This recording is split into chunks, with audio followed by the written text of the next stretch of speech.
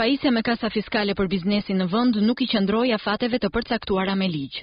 Në rrethin e Tiranës të gjitha bizneset e mëdha dhe VIP duhet të ishin pajisur me kasat fiskale brenda afatit kohor 31 maj të këtij viti.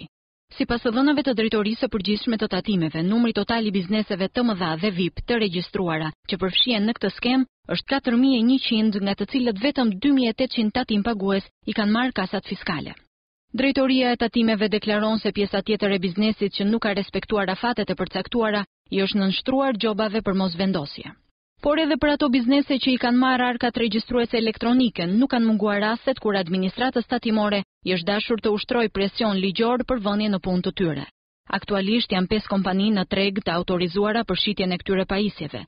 Bledar Balla, drejtuesi një prej kompanive që mbulojnë pjesë më të madhe të tregut të shitjes së këtyre kasave, deklaron se procesi deri tani ka ecur shumë ngadalë dhe kanë qenë të pakët bizneset që kanë shfaqur interes për blerjen e tyre. Faza e parë e projektit pati një interes relativisht të vogël nga ana e tatim paguesit dhe patëm një ndalesë, domethënë, të këtij procesi gjatë fazës zgjedhjeve. Ka filluar në mënyrë intensive menjëherë mas përfundimit të procesit zgjedhor. Tani ka filluar me të vërtet instalimi i pajisjeve fiskale. Deri tani ka qenë thjesht përgatitje teknike dhe vetë biznesi ka qenë pak skeptik në instalimin e pajisjeve fiskale. Këto pajisje bëjnë regjistrimin ditor të dhënave mbi xhiron dhe një herë në muaj në mënyrë automatike. Këto përçojnë të dhënat në drejtorinë e tatimeve.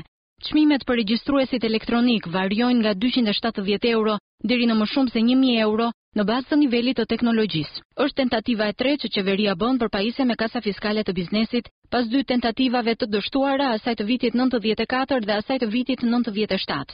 Në asnjë nga rastet nuk u arrit dot që të dhënat e arkave regjistruese të shërbenin si treguesi vetëm dhe i vërtet i qarkullimit të realizuar nga subjekti.